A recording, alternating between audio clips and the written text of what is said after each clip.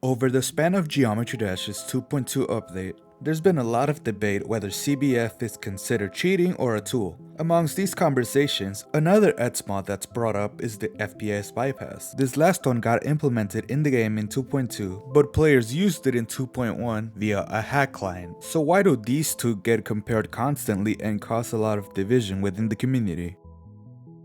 Let's take a look at these mods. First up, FPS Bypass, released as an external mod in 2017, made to replicate the game's physics when playing with a high refresh rate display. As we know, playing the game on 60Hz isn't the same as on 144 or 240. We can notice this a lot with the ship and wave game modes. The issue that came with playing on high refresh rate is that it kind of made the game pay to win. Many players didn't have money laying around to spend on a fancy monitor, especially if they were only gonna use it for Geometry Dash. So that's where this mod came in. It let players use high refresh rate physics while not needing to buy an expensive monitor. You could be using a 60Hz monitor but gain the straight flying powers of a 240 player. This was previously prohibited by the Point and Create daemon list when released, but started getting allowed in 2020. RobTop later then implemented the FPS bypass officially in 2.2, marking its official use in Geometry Dash.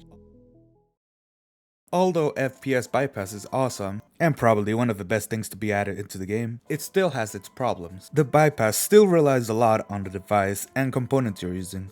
It's not going to work really well if you're running the game on a 2006 ThinkPad, which is where CBF comes in. CBF removes any click frame limit and allows you to click anywhere you want. With VSync, with or without FPS bypass, you still have a limit to how many frames it has to detect your input. CBF is different. Since you don't have a limit anymore, this gives you full control of your ship, wave, and the rest of the game modes. This all runs on whichever refresh rate you're on. If your device is running on 60Hz, the mod will still work the same as you were running it on 240Hz. Obviously, I'm talking game physics wise.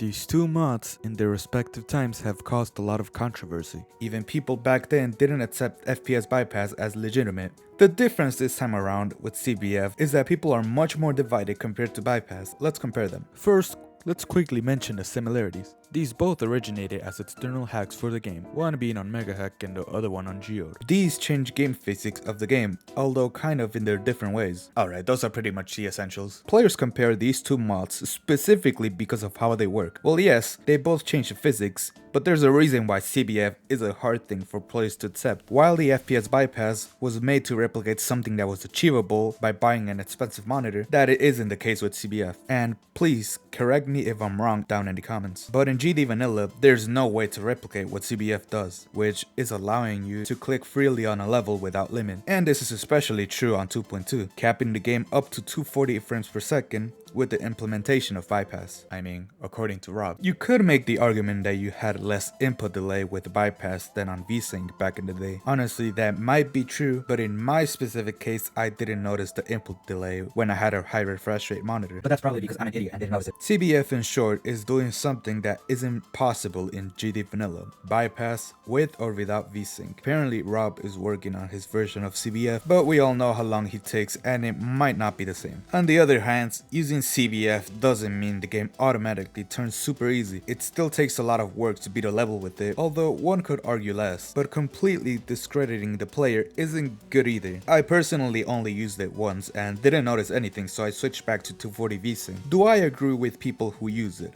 No. But why do I care? I mean, people can do whatever they want, and if I see someone beat a hard level with it, I'd still be amazed. Hopefully Rob implements it into the game